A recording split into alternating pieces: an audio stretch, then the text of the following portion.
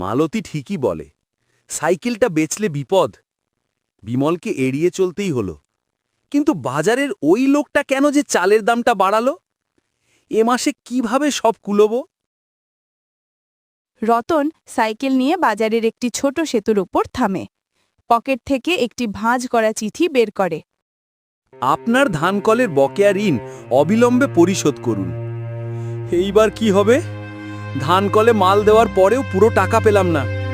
যদি টাকাটা না দিই তবে তো জমি বন্ধক রাখতে হবে। ঠিক সেই মুহূর্তে পাশের রাস্তা দিয়ে বিমলকে দ্রুত পায়ে হেঁটে আসতে দেখা যায়। সে রতনকে দেখে লুকিয়ে পড়ার চেষ্টা করে। আরে বিমলদা, তোমার না পায়ে বাত, হাঁটছো যে? স্যান্ডেল কিনতে যাওনি?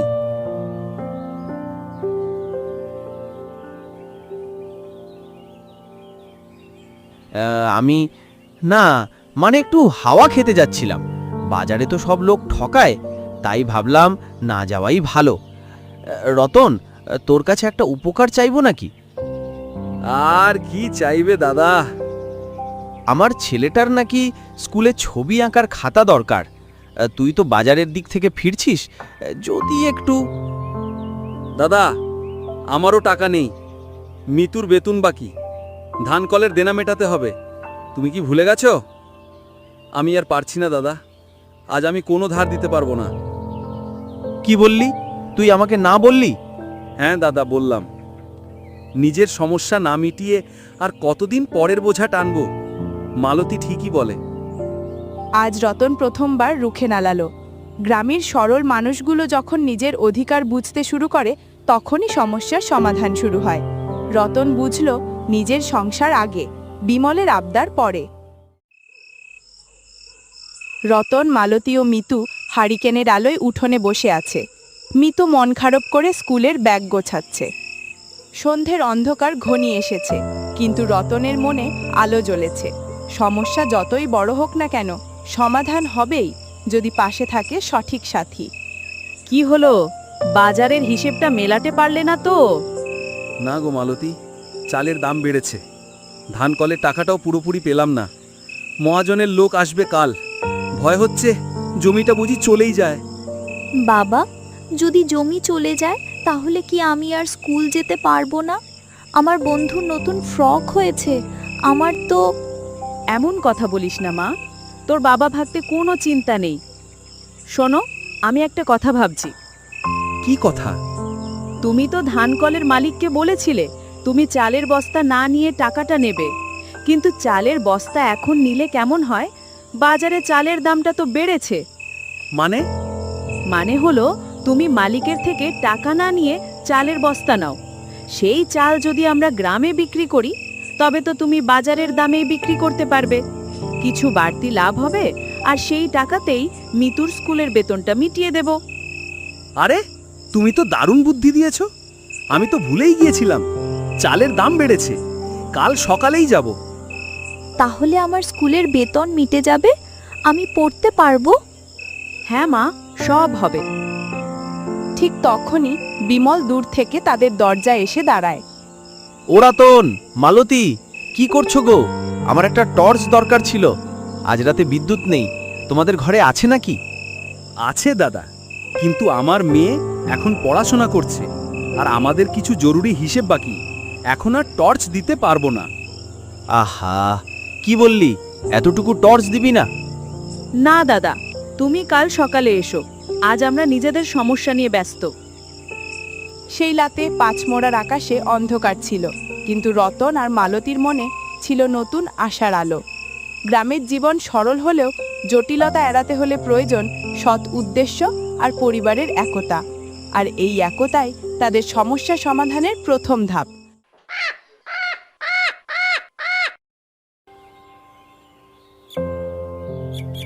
মালতীর বুদ্ধি কাজে লাগানোর পালা।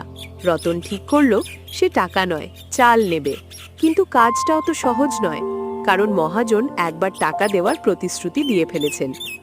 কি রতন, কাল তো টাকা নিতে এলি না, আজ বলছিস তোর সব টাকা দিয়ে চালের বস্তা নিবি? হঠাৎই সিদ্ধান্ত কেন?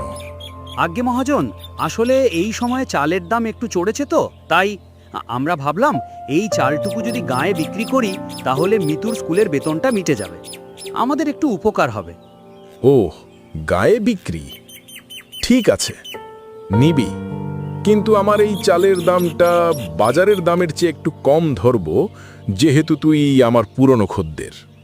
আগে তাই ধরুন, এতেই আমাদের অনেক সাহায্য হবে। কত বস্তা দিচ্ছেন তাহলে? তোর দেনা মেটানোর পর তোর মোট প্রাপ্য হলো 8 বস্তা চাল। নিয়ে যা, কিন্তু রতন, বাজারে বেচতে গিয়ে যেন আমার সুনাম নষ্ট করিস না। আগে না, আপনার চাল সবচেয়ে ভালো, গ্রামের সবাই জানে। কাল সন্ধ্যাতেই বস্তা নিয়ে যাচ্ছি। প্রণাম মহাজন। রতন আনন্দিত মনে প্রস্থান করে। রতন বুঝল মালতীর বুদ্ধি কতটা কাজের। বাজারে চালের চাহিদা বেড়েছে। 8 বস্তা চাল যদি বাজারে বিক্রি করা যায় তবে দেনা মেটানোর পরও কিছু টাকা থাকবে, আর মিতুর বেতনটাও মিটে যাবে। এই আত্মবিশ্বাসী তাকে এগিয়ে চলল।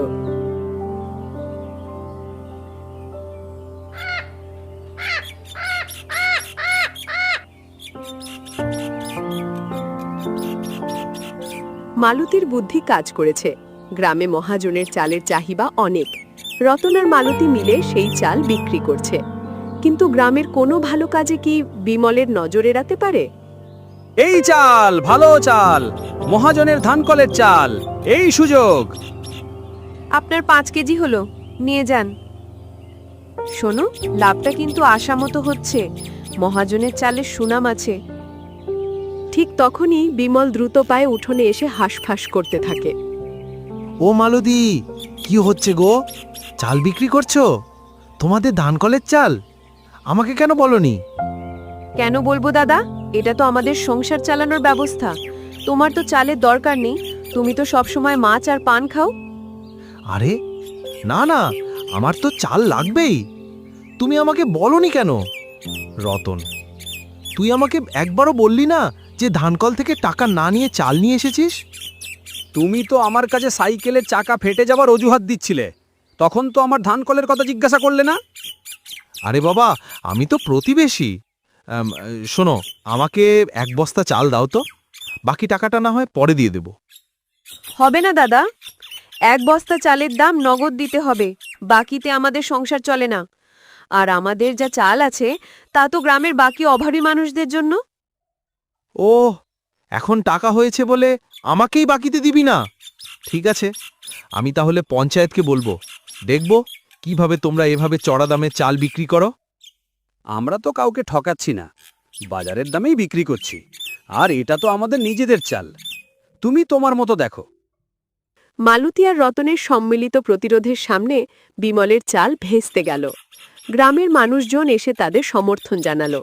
রতন বুঝল, আত্মবিশ্বাস আর একতা থাকলে গ্রামের কোনো শক্তিই তাদের হারাতে পারবে না। দিন শেষে পরিশ্রমের ফল পেল রতন আর মালতী। চাল বিক্রির টাকা হাতে নিয়ে তাদের চোখ ঝলমল করছে। শুধু টাকা নয়, তাদের মনে এখন নতুন আশা। এই দেখো, মিতুর স্কুলের বেতন দেওয়ার পরও আমাদের হাতে বেশ কিছু টাকা রইল। তুমি তো ভাবতেই পারোনি, তাই না? তোমার বুদ্ধিতেই হলো গো। তুমি না থাকলে তো আমি সেই বিমলের ফাঁদে পড়তাম, আর জমিদারের লোক এসে আমাদের ভিটেমাটি সব কেড়ে নিত। মা, বাবা, আমার একটা নতুন রং পেন্সিল দরকার ছিল, কাল কি কিনে দেবে? হ্যাঁ মা, কাল অবশ্যই কিনে দেব। তোমার পড়াশোনাটা আগে। মিতু, এই রং পেন্সিলের টাকাটা কিন্তু তোমার মায়ের বুদ্ধি আর আমার সাহস, এই দুটো মিলে হয়েছে। তুমি মন দিয়ে পড়ো, জানে বড় হয়ে আমাদের মুখ উজ্জ্বল করতে পারো। শোনো, এবার ওই বাড়তি টাকাটা দিয়ে সাইকেলের চাকাটা সারিয়ে ফেলো। হ্যাঁ, তাই করব। তারপর কাল মাঠে যাব নতুন উদ্যমে। গ্রামীণ জীবন সহজ নয়, কিন্তু কঠিন পরিস্থিতিতেও যদি পরিবারের পাশে পরিবার থাকে তবে সব সমস্যার সমাধান করা যায়। রতন আর মালতী শিখল, পরিশ্রমের ফল সব সময় মিষ্টি হয়। আর আত্মমর্যাদা বাঁচিয়ে চলতে গেলে অন্যের আবদারকে মাঝে মাঝে না বলতে জানতে হয়।